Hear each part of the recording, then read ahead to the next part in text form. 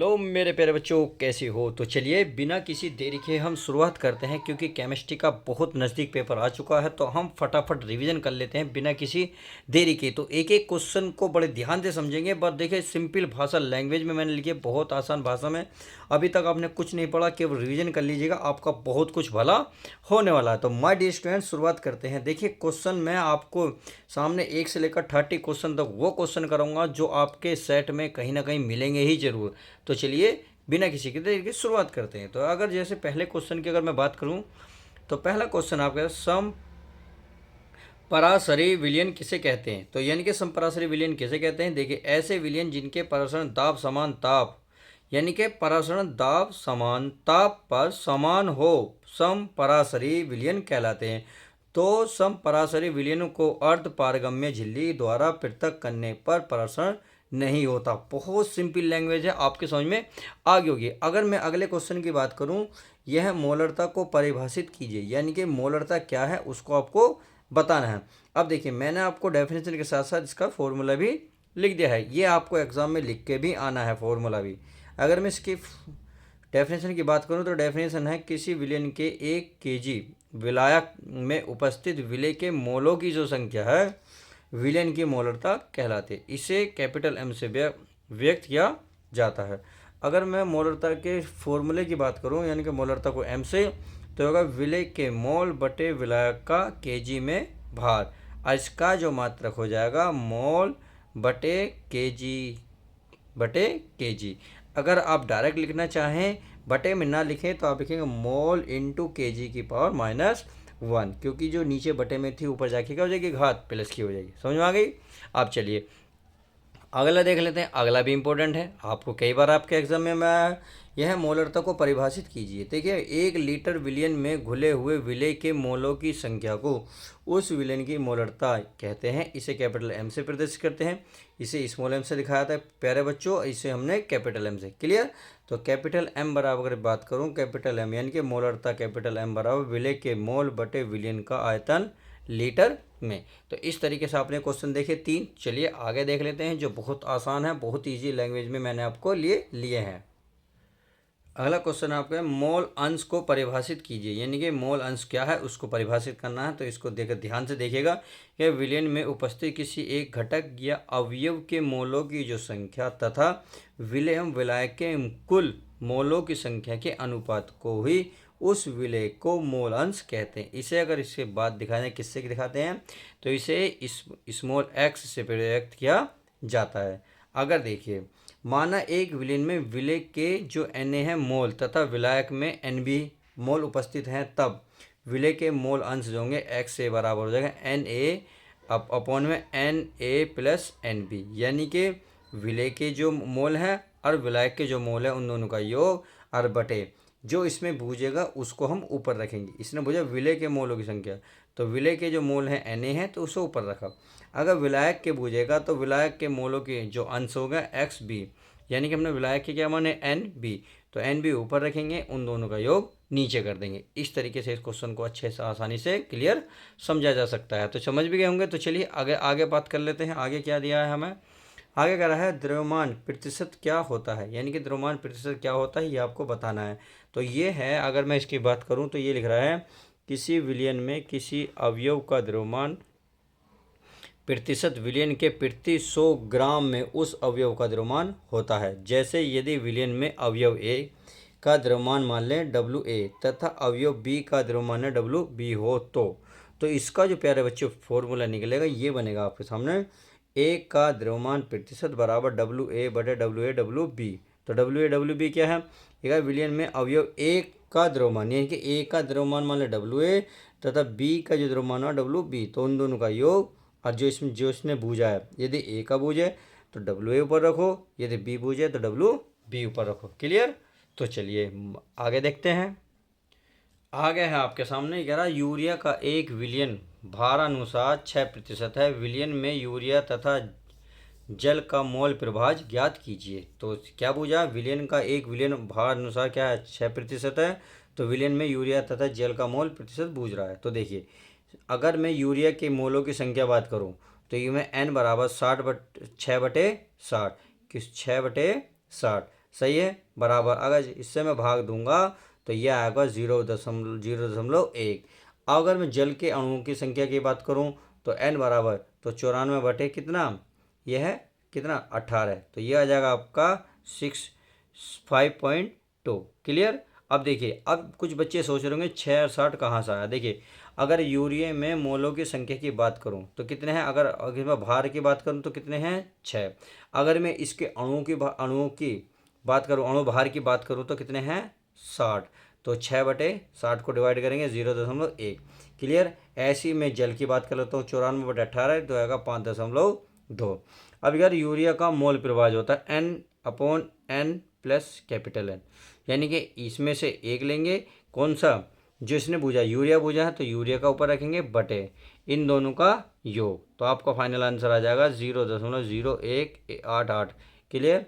अगर मैं जल का मोल पूछता हूँ, यानी कि जल का मोल प्रभाव, तो जल के मोल प्रभाव के लिए आप क्या करेंगे, एक में से इसको माइनस कर देंगे तो ये आ जाएगा प्यारे बच्चों 0.982। इसका फाइनल आंसर आ जाएगा। अब नेक्स्ट देख लेते हैं, अर्थात हमारा राउट का वाष्पदाब अनुमान क्या कहता है उसको हम चेक कर लेते हैं। तो ये कह रहा राउट का वाष्पदाब अनुमान नियम लिखिए।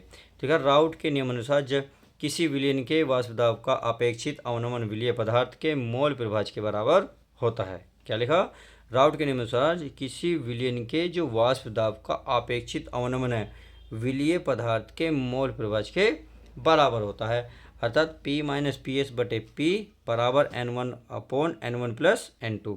अब देखिए P/PS क्या है, ये मैंने आपको यहाँ लिख दिया है। अब मैं आपको एक बार समझा देता हूँ। अगर मैं P की बात करूँ तो विलायक का वाष्पदाब, PS की बात करूँ तो विलयन का वाष्पदाब, N1 की अगर मैं बात करने लगूँ तो ये होता है विलय के ग्राम अणुओं की संख्या। अगर मैं बात करूँ N2 की तो विलायक के ग्राम अणुओं की संख्या। उम्मीद है ये अच्छे से समझ में आ गया होगा। तो चलिए अब नेक्स्ट क्वेश्चन देख लेते हैं। चलिए क्वेश्चन नंबर हमारा कौन सा था भाई, 9वां। तो इसमें लिख रहा है एक विलयन में 40 ग्राम NaOH में को 500 ml जल में घोला जाता है, इसकी मोलरता एवं नॉर्मलता की गणना कीजिए। देखिए इस तरीके का क्वेश्चन बहुत बार आया है। देखिए मैं आपके सामने लिख रहा हूँ NaOH की जो मोलरता की बात करें तो NaOH की मोलों की संख्या बटे विलयन के आयतन लीटर में। तो अगर मैं NaOH की मोलरता की संख्या बात करूँ तो इसमें था 40/40, सही है। अब विलयन के आयतन की बात करूँ तो ये होता 500/1000, क्योंकि इसने क्या दिया 500 दिया है, कितना दिया है 500 ml में दिया है, उसे क्या बनाना है हमें 1000 में, यानी कि यहाँ क्या लीटर में लेना है। अब देखिए काट फिट करोगे तो प्यारे बच्चों कितना आएगा, देखिए 2 जीरो से 2 जीरो खत्म, 1 जीरो, यानी कि ये तो पूरा पूरा कट जाएगा, ये काट फिट का आएगा आपका 2 मोल, और यही इसका फाइनल आंसर आ जाएगा। अगर मैं आगे बात करूं तो NaOH में विलयन की नॉर्मलता एवं मोलरता समान होगी, क्योंकि इसका तुल्यांकी भार एवं अणुभार समान होता है। ये आपको ध्यान रखना है। अगले क्वेश्चन की बात कर लेते हैं। तो चलिए अगला क्वेश्चन क्या कहता है, 15 किलो KCl को 1 लीटर जल में घोला जाता है, विलयन की मोलरता की गणना कीजिए। तो KCl 15 ग्राम दिया है, और KCl का अणुभार कितना 74.5। अगर मैं मोलरता की बात करूं तो 15 बटे अणुभार से भाग देंगे और बटे अगर मैं 1 मानूंगा तो आप खुद सोचेंगे कहाँ आएगा, ये नीचे आएगा। अब पॉइंट हटाएंगे तो ऊपर पहुँचेगा। तो इसे अगर जब डिवाइड देंगे यानी कि 150 को 745 से, तो यह इसका आंसर आएगा 0.2। और इसका जो मान हो जाएगा यानी कि इसका जो मात्रा हो जाएगा मोल बटे लीटर। आई होप इतनी बात क्लियर होगी। चलिए अब नेक्स्ट देखते हैं हमारा क्वेश्चन क्या कहता है।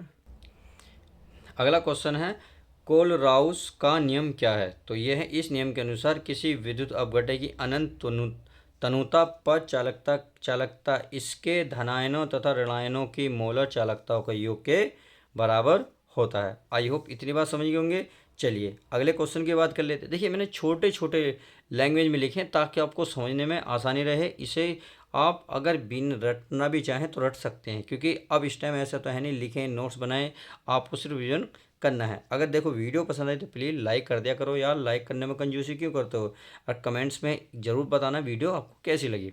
अगले क्वेश्चन की बात करूँ मैं, सिल्वर नाइट्रेट के घोल में कॉपर की छड़ डालने पर घोल नीला क्यों होता है। तो इसके अगर मैं आंसर की बात करूँ तो इसका आंसर होगा विद्युत रासायनिक श्रेणी का प्रत्येक तत्व अपने से नीचे स्थित तत्वों को उसके विलयन से विस्थापित कर देता है। श्रेणी के में Cu का स्थान Ag से ऊपर होते हैं, यानी कि कॉपर का जो स्थान होता है Ag से ऊपर होता है, अतः यह AgNO3 से निम्न क्रिया करेगा। तो कॉपर की AgNO3 से अगर क्रिया करेंगे तो Cu कॉपर प्लस 2N2O और प्लस 2Ag हमें प्राप्त होगा। इस प्रकार विलयन में क्यूप्रिक आयनन Cu2 प्लस विद्यमान होने से विलयन का रंग नीला हो जाता है। समझ में आ गई? यानी कि इसको पूरा करने के बाद आपको ये लाइन आपको हर हाल में लिखनी होगी। चलिए अगला क्वेश्चन देख लेते हैं। हमारा अगला क्वेश्चन क्या कहता है? क्वेश्चन नंबर 13 ये कह रहा है कॉपर सल्फेट के विलयन में लोहे की कील डालने पर क्या होगा। यानी कि कॉपर सल्फेट का जो विलयन है, अगर हम उसमें लोहे की कील डाल दें तो उसे डालने पर होगा क्या, ये आपसे पूछ रहा है। तो इसमें क्या कह रहा है देखिए, कॉपर सल्फेट के विलयन में लोहे की कील डालने पर लोहे की कील के ऊपर कॉपर की परत चढ़ जाएगी, क्योंकि कॉपर की सक्रियता लोहे से कम है। चलिए अगला क्वेश्चन देख लेते हैं। अगला क्वेश्चन हमारा क्या कहता है, सेल के विद्युत वाहक बल यानी कि EMF से क्या तात्पर्य है। तो इसका आंसर है किसी सेल के इलेक्ट्रोड यानी कि इलेक्ट्रोडों के इलेक्ट्रोड विभव में वह अंतर जब सेल से परिपथ में कोई विद्युत धारा नहीं बहती, सेल का विद्युत वाहक बल कहलाता है। बहुत सिंपल लैंग्वेज है, सिंपल सी है, आसानी से समझ में आगे होगी। अगर नेक्स्ट क्वेश्चन की बात करता हूँ तो नेक्स्ट क्वेश्चन हमारा क्या कहता है 15वां, जिंक तथा तांबे में से एक अम्लों से हाइड्रोजन गैस विस्थापित नहीं करता, क्यों। तो इसका आंसर अगर बात करें वैज्ञानिक रासायनिक यानी कि वैज्ञानिक रासायनिक श्रेणी में जिंक हाइड्रोजन से ऊपर तथा तांबे हाइड्रोजन से नीचे स्थित होता है, जिसके कारण जिंक हाइड्रोजन से अधिक अपचायक है और तांबा कम। इसलिए जिंक क्या है, अम्लों से हाइड्रोजन को विस्थापित करता है परंतु तांबा नहीं करता। समझ में आ गई? चलिए अगले क्वेश्चन की बात कर ले। अगला क्वेश्चन हमारा क्या कहता है, क्वेश्चन नंबर 16 ये कह रहा प्राथमिक सेल क्या है। देखिए प्राथमिक सेल वे हैं जिनकी बनावट ऐसी होती है जिन्हें प्रयोग करने के बाद पुनः अवशोषित नहीं किया जाता। यानी कि वे सेल जिनका उपयोग करने के बाद आप पुनः अवशोषित नहीं कर सकते, पुनः प्राप्त नहीं कर सकते, जैसे शुष्क सेल। अब चलिए आगे देख लेते हैं। अगला क्वेश्चन है आपका हार्डी सूल्जे का नियम बताइए। तो हार्डी सूल्जे का नियम समझ लेते हैं। इस नियम के अनुसार किसी आयन का स्कंदन शक्ति उसकी संयोजकता पर निर्भर करती है। जितनी अधिक संयोजकता होगी उतनी ही अधिक स्कंदन शक्ति होती है। समझ में आ गई? सिंपल सी है। आगे बात करते हैं। आगे क्या कर रहा है हमारा क्वेश्चन नंबर 18, प्रथम कोटि की अभिक्रिया। तो प्रथम अभिकोटि की अभिक्रिया वे अभिक्रियाएं जिनमें अभिक्रिया का वेग अभिकारक अणुओं की सांद्रता के अणु गुणनफल की प्रथम घात के समानुपाती होता है, प्रथम कोटि की अभिक्रिया कहलाती है। क्लियर? तो चलिए एग्जाम्पल आपके सामने मैंने लिख दिया है, इसे आसानी से आप देख लेंगे। चलिए अगले क्वेश्चन की अगर मैं बात करूँ तो अगला क्वेश्चन भी आपका क्या है, अभिक्रिया की कोटि और आणविकता को समझाइए। तो आणविकता देखिए पहले समझेंगे आणविकता, किसी रासायनिक अभिक्रिया में भाग लेने वाले अभिकारक अणुओं की न्यूनतम संख्या को अभिक्रिया की आणविकता कहते हैं। जैसे अमोनिया नाइट्रेट की अगर मैं क्रिया कराऊं तो यह जल में टूटेगी प्लस नाइट्रोजन में। सही है। अब आगे चलते हैं।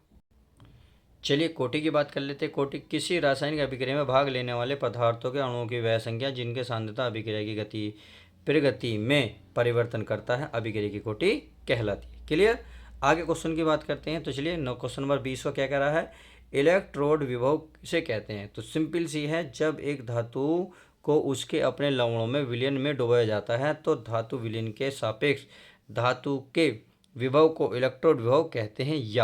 यानी कि या तो ऊपर वाली डेफिनेशन या फिर दूसरी वाली क्या है, इलेक्ट्रोड या विद्युत अपघटक के मध्य उत्पन्न विभवांतर इलेक्ट्रोड विभव कहलाता है। बस इतनी सी आपको लिख देना है। अब क्वेश्चन नंबर चलिए 21 की शुरुआत कर लेते हैं। 21वां क्या कह रहा है हमारा, ध्यान से देखेंगे। ये कह रहा है ज़ेडन कॉपर सल्फेट यानी कि CuSO4 के विलयन से Cu विस्थापित कर देता है, जबकि सिल्वर ऐसा नहीं कर पाता, क्यों। यानी कि आपको इसका कारण बताना है। तो चलिए इसको भी समझ लेते हैं। विद्युत रासायनिक श्रेणी में Zn का जो स्थान है Cu से ऊपर होता है। क्लियर? यानी कि कॉपर से ऊपर होता है, अतः यह Zn Cu से अधिक सक्रिय है तथा CuSO4 विलयन से Cu को विस्थापित कर देता है। यह मैंने एक रिएक्शन दे दी है, आप आसानी से देख सकते हैं। चलिए आगे देख लेते हैं।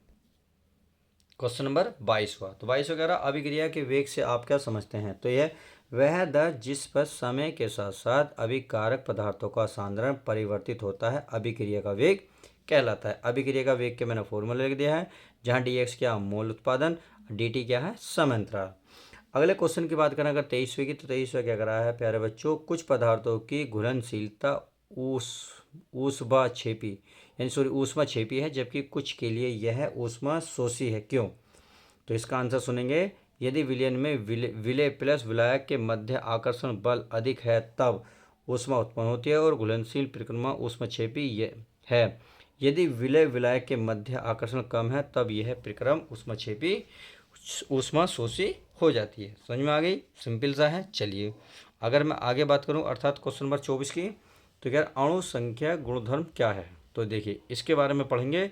विलयन के वे गुण जो वाष्प दाब के अवनमन से संबंधित होते हैं तथा जो विलयन में उपस्थित विलय के गुणों की संख्या पर निर्भर करते हैं, न कि विलय के अणु की प्रकृति पर। विलयन के अणु संख्या गुणधर्म कहलाते हैं। क्लियर? तो चलिए हमने 24 तक देखे, अब हम आगे देखते हैं और क्वेश्चन हमारे क्या कहते हैं। अगला है मानक इलेक्ट्रोड व्यूह क्या है? तो किसी धातु की छड़ को 25 डिग्री सेंटीग्रेड पर 1 मोल धातु आयन सांद्रता के विलयन में डुबोने पर धातु और आयन के मध्य जो विभवांतर उत्पन्न होता है उसे मानक इलेक्ट्रॉन विभव कहते हैं। इसे ई डिग्री से प्रदर्शित करते हैं। उम्मीद है अच्छे से सबको समझ में आ रहा होगा। बस वीडियो को फटाफट लाइक कर दीजिएगा। क्लियर? आगे ट्राइक्लोरोमेथेन को गहरी रंगीन बोतलों में संग्रहित करते हैं, यानी कि इकट्ठा करते हैं, क्यों? इसका रीजन बताइए।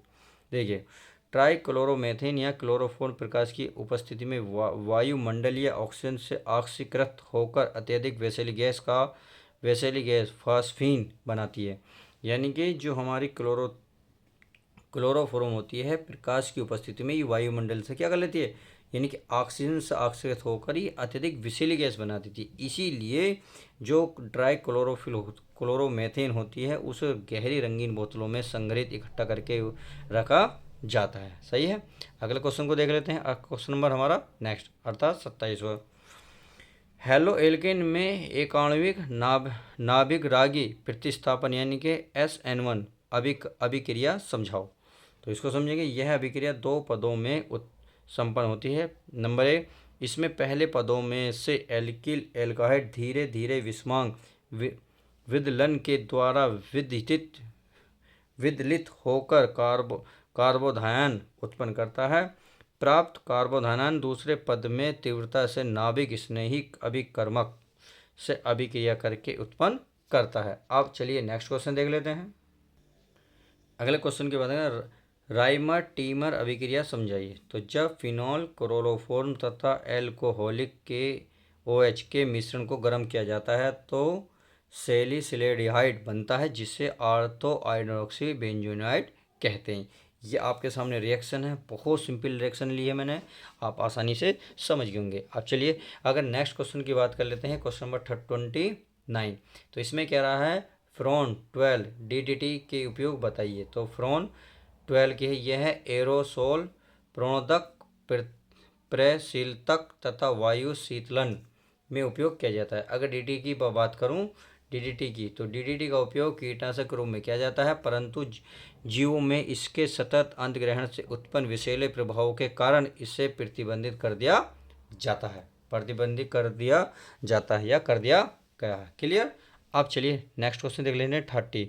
तो मैंने जैसे कि अब तुमसे 30 क्वेश्चन का वादा करा था, तो इस वीडियो में हम 30 क्वेश्चन कंप्लीट करते हैं। इसमें है गटरमान अभिक्रिया को समझाइए, यानी कि गटरमान अभिक्रिया है आपको पता नहीं है। तो चलिए इस अभिक्रिया में बेंजीन डाइएन्जोनियम क्लोराइड को कॉपर चूर्ण व HCl के साथ गर्म करने पर क्लोरोबेंजीन बनता है। समझ में आ गई?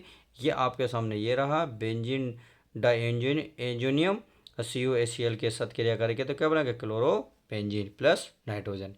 क्लियर? तो चलिए मिलते हैं नेक्स्ट वीडियो के साथ। जब तक के लिए good bye, take care, love you guys, अपने बच्चों ध्यान रखें।